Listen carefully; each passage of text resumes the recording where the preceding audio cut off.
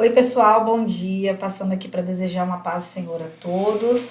Hoje vamos dar o pontapé inicial num grande projeto, num lindo projeto que nasceu no coração de Deus e o Senhor colocou no nosso coração para estarmos colocando em prática, Pastor Reinaldo. Hoje nós iremos iniciar o nosso podcast chamado Avivados. E esse podcast não poderia começar de uma maneira diferente que não fosse com o Senhor, que eu acredito que é um homem muito avivado, que é um exemplo para nós nessa geração de avivamento, de transformação, de mudança. E nós iniciamos o nosso ministério com um número pequeno de pessoas e hoje nós estamos aí crescendo a cada dia para a honra e glória do nome do Senhor. E eu quero saber um pouquinho sobre o senhor, Pastor Reinaldo. Como que foi a sua convenção? Como que foi a minha convenção? Seria, se eu falasse da minha convenção aqui do início até o final, nós virarmos a noite aqui conversando sobre isso. Mas a gente tem tempo, pode falar aí, Pastor Reinaldo.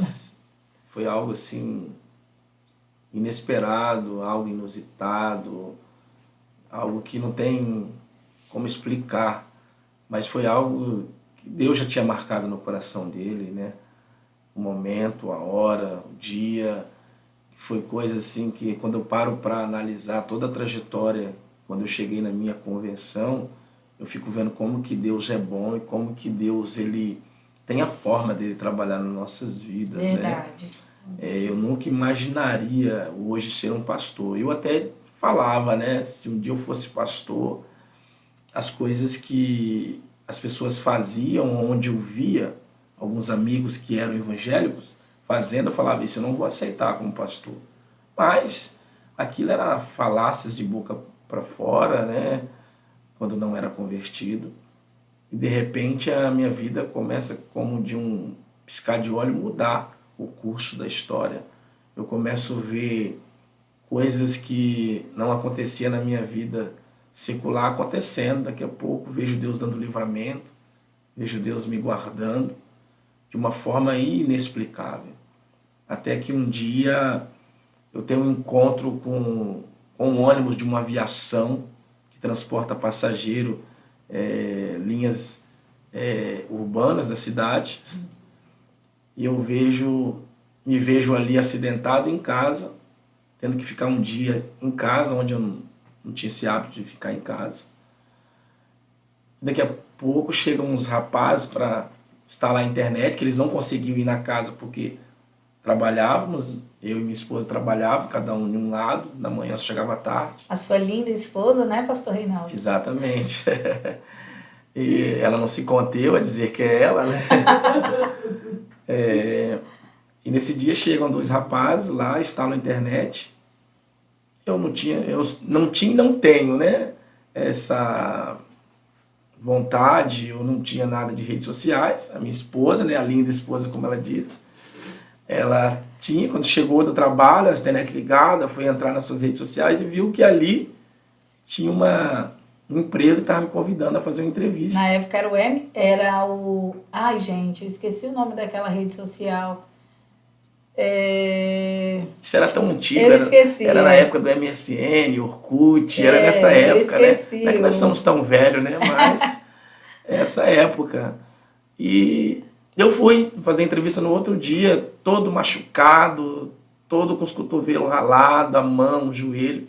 Mas eu já fui vestido como um cristão, de camisa e mão comprida, para não ver as feridas. Ali começava uma linda trajetória. Né? Para mim, ali era apenas uma entrevista de trabalho e algo novo que seria na área secular. Mas Deus já estava escrevendo uma nova história naquele dia. Desde o momento que eu bati naquele ônibus de moto, Deus já está dizendo, aqui eu mudo sua história. E aí você foi lá, fez a entrevista de trabalho, foi contratado? Fui contratado no mesmo instante pela minha experiência, por aquilo que estava na minha carteira de trabalho. Eles ficaram encantados no que eu poderia ser naquela empresa. E aí, mas o que estar nessa empresa agregou na sua conversão?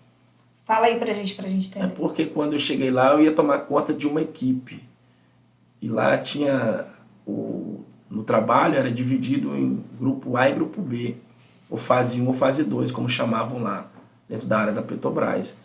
E eu ia ficar na fase 1, tomar conta de 4 pessoas no horário de escala, e no horário administrativo teria mais 10 pessoas, então seriam 14 pessoas.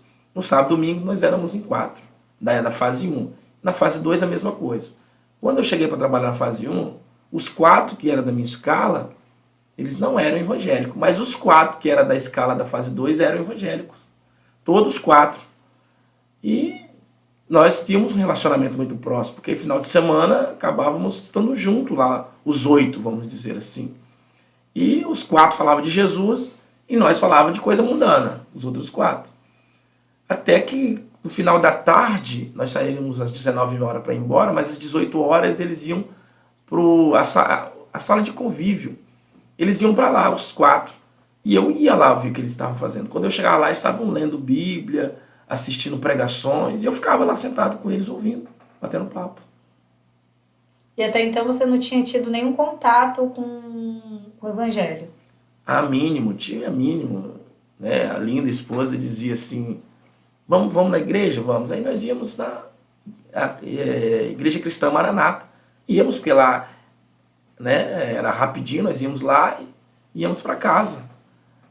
Mas era esse contato, o contato era mínimo. Tinha alguns amigos cristãos que falavam de Jesus, mas não falava abertamente sobre conversões, sobre que eu tinha que mudar de vida. Eles nunca tiveram, talvez não tiveram a coragem de dizer isso. Abrindo um parênteses, então nós podemos ver que uma influência num trabalho pode mudar o rumo de uma história, porque foi assim na sua vida, né? Se os que estão dentro das empresas, dentro dos ambientes que são denominados seus ambientes de trabalho, eles se comportarem como cristãos, podem sim. Podem fazer toda uma diferença. Podem, porque eles fizeram a diferença, esses 4. Por mais que um se destacou depois na minha convenção, mas todos os 4 se comportavam como tal. Tinha algumas atitudes erradas, alguns comportamentos, mas eles também lutavam, né, para andar certo. Claro, porque o evangelho é isso, né? Viver novidade de vida todos os dias, lutar contra as suas próprias vontades. E aí você ia para essa sala de vivência, você via tudo aquilo, mas como que despertou o desejo de você estar indo ao templo? Participando com ele dessas conversas, eu comecei a ter curiosidade de algumas coisas. Eu perguntava sobre algumas coisas na Bíblia, e eles ali abriam a Bíblia, nós líamos, o que eles não sabiam responder, eles iam para a internet, nós pesquisávamos, e eu acabei se envolvendo com eles ali. Sim. E aquilo me criou dentro do meu coração um desejo de toda tarde estar lá com eles, conversando, batendo papo. Mas aí algo dentro de mim, não foi eles que falou nada que eu tinha que parar de beber, que eu tinha que parar de falar com as falácias erradas. Foi dentro de mim que algo começou a mudar. E hoje, conhecendo o Senhor, a gente entende que foi o Espírito Santo convencendo, porque ele convence do pecado, do juízo e da justiça. Exatamente. Então eu entendi. Naquele momento eu não entendia, mas eu entendi que dentro de mim tinha algo que me incomodava a não fazer mais coisas que eu fazia que eram errado. O Espírito Santo, ele tem suas peculiaridades, né? Ele pode falar, usar uma pessoa para falar com você, mas ele mesmo tem um papel, né, de convencimento, ele tocou em você ao ponto de você sentir o desejo de estar indo até o templo, até a casa do Senhor. Na verdade, quando ele tocou em mim, ele não tocou ao ponto de eu querer ir ao templo, ele tocou para me parar de beber. Eu bebia muito. Sim. Nas minhas folgas, como eu folgava 7 dias, eu trabalhava 7, folgava 7, nos 7 dias eu me entregava mesmo a bebida. E de repente ele me falou, eu não vou beber mais. E eu não foi como de outras vezes que eu falava que não ia beber mais. Foi algo muito além do que aquilo. Dentro de mim, algo queimar, dizendo, eu não vou beber mais a partir de hoje. E eu cheguei em casa dizendo que eu não ia beber mais. Mas não era eu que estivesse falando, era dentro de mim que estivesse falando. Já tinha virado uma chave, né? Exatamente, era como virar uma chave na fechadura e escutar aquele barulho da virada da chave. Ou seja, você parou de beber antes mesmo de se converter, de levantar sua mão e reconhecer Jesus como seu único Salvador. Antes mesmo, nesses bate-papos na área de vivência, antes mesmo. O poder do convencimento do Espírito Santo é maravilhoso, né? Então nós não precisamos, para ter atitudes de mudança, de transformação, não necessariamente você precisa fazer parte de uma instituição, né, de uma religião, mas sim estar envolvido ali já mudou algo dentro de você, porque você via que o Senhor tinha esse poder de fazer algo na vida dos seus amigos, você queria isso também para a sua vida. Sim, sim. Eu via, né, o anseio e o desejo deles de estar lendo. Um queria ser um grande pregador, o outro queria ser um grande sonoplasta, um queria ser um missionário, né? E o outro queria estar envolvido na casa de Deus, ajudando, limpando. E eu via eles falando com aquilo com maior, um arder no coração, os olhos deles brilhavam quando eles conversavam sobre isso. Eu ficava prestando atenção naquilo eles falando. E um dia eles perguntaram, e você, quer ser o quê? Eu falei, rapaz, eu nem sei, eu acho que eu vou ser pastor. Eu falei, acho que eu vou ser pastor, porque quando eu estava lá na roça eu falava isso, como eu trabalhava como gerenciamento de fazenda, né? E eu tinha alguns cristãos lá dentro, eu falava, se eu fosse seu pastor, você ia viver sentado no banco. Porque a gente tinha um conhecimentozinho de como funcionava essa área de castigos, né? Dizemos assim, quando a pessoa falhava, né? O irmão nem era convertido ainda, já queria disciplinar os irmãos. Porque tinha muito gente que se dominava cristão, quando eu trabalhava em áreas de agriculturas, que eles não tinham posicionamento de cristão. Eles eram mentirosos, eles eram mal pagadores. E eu sempre tive um caráter irrepreensível nessa área. Eu sempre gostei de andar com as minhas coisas corretas. E eu vi esses caras, por conhecer a palavra, nós falávamos conhecer Jesus, conhecer a palavra, e por que eles andavam com essas enganações? E eu dizia, se eu fosse seu pastor, você vivia sentado no banco, em castigo, né? Nós dizíamos castigo. E aí qual foi quando você deu o seu primeiro passo para estar indo à igreja? Conta pra gente aí um pouquinho. Depois que veio dentro de mim esse querer de não beber mais, logo depois que eu fiquei uns dias meio preso de casa para não beber, logo depois foi instantâneo. Na próxima semana, eu já senti vontade de ir a uma igreja. Ir a uma igreja. Senti dentro da mesma forma que eu senti de parar de beber, eu senti dentro do meu coração de ir a uma igreja. E você foi nessa igreja, reconheceu Jesus como Salvador e você continuou sua jornada lá? Na verdade, não. Eu fui nessa igreja, eu e a minha linda esposa visitamos lá, mas nós não aceitamos Jesus lá de primeiro culto. Na verdade, nesse dia que nós fomos, eles avisaram que ia ter uma encenação de um grupo missionário que denominava por nome Grupo M. E eles iam fazer uma encenação da morte de Jesus Cristo, mas a representação era um soldado que ia se converter também. E eu fui assistir, eu cheguei do trabalho correndo e fui direto para a igreja para ver essa encenação, nessa igreja. Quando eu estou lá, o grupo faz a encenação, algo assim que chama a atenção de quem estava lá. No final, eles se apresentaram, porque eles eram de diversos países diferentes, mas eles se uniram num propósito de levar a palavra de Deus de uma forma encenada. E naquele momento ele disse, eu queria saber se aqui entre nós tiver pessoas que querem aceitar Jesus, levante a mão. E eu levantei a mão. E eles nos reuniram numa sala, e ali eles fizeram um apelo, e eles fizeram a confissão, né, dizendo assim, se você aceita Jesus, diga que confessa Ele como o único suficiente Salvador da sua vida. E eu disse. E eu fui citando as mesmas palavras, repetindo as palavras que eles iam dizendo, e daquele dia em diante eu prossegui caminhando naquela igreja por um tempo. Por aproximadamente 6 meses eu fiquei naquela denominação. E hoje você é um pastor de uma igreja que está em constante crescimento. E como que foi para você chegar até hoje, até o pastoreio? Nossa, para chegar até o pastoreio não foi fácil. No ano de 2012, eu desci as águas, baixei mais, fui batizado em 2012. Em 2014, eu já era pastor. Mas entre esses 2 anos, foi dias de sol, mas também foi dias muito escuros. Foi dias muito escuros. Você sentiu o desejo de parar? Senti o desejo de parar. Senti o desejo de ser somente um crente de banco. Não era sair da presença de Jesus, mas ir à igreja só, dizimar, ofertar, levantar a mão e adorar e ir para casa. Mas Deus tinha um propósito maior, né? O Senhor tinha um propósito maior. Já cheguei a ficar um dia em casa. Uma decepção, numa situação que eu fui acusado de algo que eu não fiz. E eu fiquei um dia em casa. Mas eu tenho, né? Não tinha não, porque ela ainda é viva, uma mãe na fé, que ela viu que eu não tinha ido ao culto, não tinha ido ao culto, e eu era sempre o primeiro a chegar. Ela foi atrás de mim, dizendo para mim não desistir. Isso demonstra como é importante nós termos pessoas que peguem na nossa mão, né? Isso é muito importante, ter pessoas que ela caminha do seu lado. Isso é importante, mas muitas das vezes nós não damos a importância a essas pessoas. Verdade. Nós não damos. E ela tem vou dizer o dobro quase o dobro da minha idade. Hoje ela deve ter quase o dobro da minha idade. Mas sempre ela pegou na minha mão e até hoje, sempre que ela me vê, ela fala comigo. Ela conversa sobre assuntos concernentes à minha conversão. E quem é o pastor Reinaldo hoje?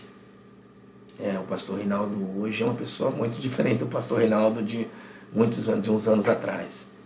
É uma pessoa que começou a amadurecer, começou a ver as coisas com os outros olhos, começou a ver que como é importante, como importância, né, de poder muitas das vezes sentar para olhar. Eu era muito afoito, né? Eu era uma pessoa que queria levar mesmo na força, na bruta, e a gente vai entendendo que não é na nossa força, não é na bruta, é no tempo de Deus. E no tempo de Deus todas as coisas vão acontecendo, né? Todas as coisas acontecem no tempo de Deus. É isso que nós temos que entender, esperar o tempo de Deus. Esperar o tempo de Deus. E nós, muitas das vezes, é isso que nós não conseguimos. Esperar o tempo de Deus. Às vezes nós queremos fazer as coisas no nosso tempo. E o nosso tempo, ele nos machuca. É a mesma coisa que o Senhor disse no início, quando o casal peca. Adão e Eva, ele vai dizer agora, você vai tirar o seu salário do suor do seu rosto, né? Você vai comer do suor do seu rosto. Exatamente. E às vezes nós queremos tirar as coisas do nosso suor. E Deus quer dar as coisas com muita tranquilidade. É verdade. Nós temos vivido isso, né? Cada dia, a nossa caminhada. Todos os dias. E aí você falou que quando você iniciou a sua caminhada, você não era do Ministério Tempo de Avivamento. E aí eu gostaria que você falasse pra gente como que nasceu, falar um pouco, né, resumidamente, o Ministério Tempo de Avivamento. Tempo de Avivamento, ele nasceu, na verdade, foi algo assim que Deus colocou no meu coração. Eu era um leitor da palavra de Deus, não que eu não sou leitor, estou dizendo de um texto de Abacuque. Aviva a tua obra, ó Senhor. E certa feita eu fui orar num vale. Sempre nós orávamos, né? Quando eu era do outro ministério, eu e esse outro pastor, que ele foi assim também uma ponte muito grande na minha vida para que eu viesse a ser pastor. E hoje eu entendo que Deus usou ele na minha vida. Eu sou grato a Deus pela vida dele. Amém. Sou muito grato, independentemente de tudo que aconteceu na nossa história. Nós somos amigos, né? Não temos muito contatos hoje porque eu acredito que eu não sei se ele está no Brasil. Eu tinha visto uma foto que ele estava fora do Brasil, mas a gente quase não tem mais contato. Mas temos amizade e ele foi uma grande ponte. E nesse dia nós estávamos orando e vi um nome nos meus lábios. Eu dizia assim: Senhor, é tempo de avivamento, é tempo de avivamento. Eu falava esse nome, só que era em oração. E de repente, passou-se um tempo, esse nome ficou como adormecido dentro do meu coração. Até que um dia uma situação acontece e uma igreja foi posta nas minhas mãos. Aí o pastor, presidente de uma convenção, ele disse: Pastor Reinaldo, essa igreja vai ficar na sua responsabilidade, mas agora você tem que dar um nome para ela, para a placa dessa igreja. Porque todos que estavam ali disseram que queriam ficar naquela igreja. Só que não tinha um pastor, vamos dizer assim. Aí, quando ele perguntou isso, o nome veio à minha mente: Tempo de Avivamento. E eu disse assim, por alguns segundos eu fiquei meio calado, sem saber o que responder, mas o nome veio: Tempo de Avivamento. Eu disse para ele: Tempo de Avivamento. Aí ele disse: é tempo de avivamento? Eu falei: não, tempo de avivamento. Aí ele ficou assim: nossa, mas que nome é esse? Eu falei: esse é o nome. E aí nasceu o Ministério Tempo de Avivamento, Igreja Evangélica Assembleia de Deus, Ministério Tempo de Avivamento, que para a honra e glória do Senhor, né, está em constante crescimento. aproximadamente hoje 250 membros, uma congregação no Pontal do Ipiranga, uma congregação no Jocafe 2 e um bebezinho nascendo lá em Bebedouro, não é isso? É, mais ou menos isso, né? Lá não se digo. Lá tá, assim, acredito que um trabalho de parto ainda, né? Lá tá na gestação, Uma né? gestação, Lá tá tá numa sendo gestação. gerado. Uma gestação bastante complicada, mas para Deus não há nada impossível. Exatamente, e eu creio que se for da vontade do Senhor, vai nascer e vai dar muitos frutos, assim como o Senhor tem dado muitos frutos na obra de Deus. E você, no decorrer dessa caminhada, você disse que passou por alguma decepção. Qual foi o motivo de você continuar no Evangelho, continuar no pastoreio, mesmo após ter sofrido essa tão grande decepção que você falou? Antes do pastoreio, Como você conseguiu virar essa página? antes do pastoreio, é o que eu te falei, eu citei assim antes atrás. Foi a minha mãe na fé. Já no pastoreio, eu disse assim, eu vou desistir. Teve duas pessoas que assim, foi um clique. Uma foi a minha esposa, que disse, não, nós chegamos até aqui, nós vamos agora não vamos desistir mais não, nós vamos prosseguir. E outra foi hoje ele é presbítero, Rafael.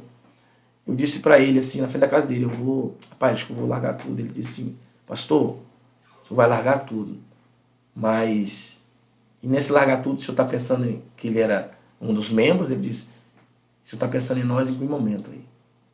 Nossa, uau. Que impacto, hein? Aí eu não fiquei meio sem saber responder ele, engoli o choro. Eu falei com ele, meu filho, você está certo. Muitas das vezes, no decorrer da caminhada, a gente sofre por algumas coisas e aí a gente só pensa na nossa dor, nas minhas injúrias, mas aí a gente esquece que um monte de gente, né, vem acompanhando e nós podemos fazer com que essas pessoas também parem, né? Mas sabe o que foi mais assim, impactante nisso, quando ele me disse isso? Porque ele já tinha vindo de um abandono pastoral. E naquilo que ele falou isso comigo, veio a minha memória. Que ele já tinha sido abandonado, uma igreja, que aconteceu uma situação, a igreja fechou, enfim, ele já tinha vindo de um abandono pastoral, e eu seria o segundo na vida dele. Então aquilo como que me chocou, e eu disse, não, eu tenho que engolir minha dor e tenho que prosseguir, porque tem muita alma. Que nós possamos engolir as nossas dores, entender que no mundo nós teremos aflição, mas que nós devemos ter bom ânimo, que Jesus venceu, nós também iremos vencer, e breve, né, muito breve, eu creio, que nós não estaremos mais aqui passando por nenhum tipo de abandono, de dor, de rejeição, estaremos na glória, né, pastor Reinaldo? Essa é a nossa fé, por isso que nós estamos constantemente em busca, orando, pregando, falando, porque é a nossa fé. E nós temos que crescer, essa é a nossa fé, nós temos que lutar por ela. As pessoas têm fé em tantas coisas. E se essa é a nossa fé, que denominamos cristão, nós temos que brigar com o mundo, se for possível. Mas nós não desistimos da nossa fé. Em nome de Jesus. E aí, já estamos quase finalizando. Qual é os projetos, os planos do pastor Reinaldo para o futuro? Futuro da igreja, futuro pessoal? O que você tem pensado aí? Fala um pouco pra gente. Futuro da igreja, futuro pessoal. Isso é algo que a mente de um pastor, não vou dizer agora só por mim, mas eu acredito que de todos os pastores isso deve como ferver na mente de nossa, ao pensar no futuro do crescimento de toda, para que cresça, para que a igreja seja bem acolhedora para todos futuramente. É o que ferve a nossa cabeça em pensar no amanhã para isso. Mas o futuro é que eu penso que Deus envie pessoas para que possa fechar todas as brechas aonde nós precisamos para crescer a igreja. Como assim, pastor? Eu oro para Deus envie pessoas que na área sejam advogados, sejam contadores, sejam sonoplastas, que trabalham em mídia, porque às vezes Deus envia o povo, mas nós não temos essas pessoas de frente para poder orientar o povo em cada uma das suas áreas. Ajudar, né?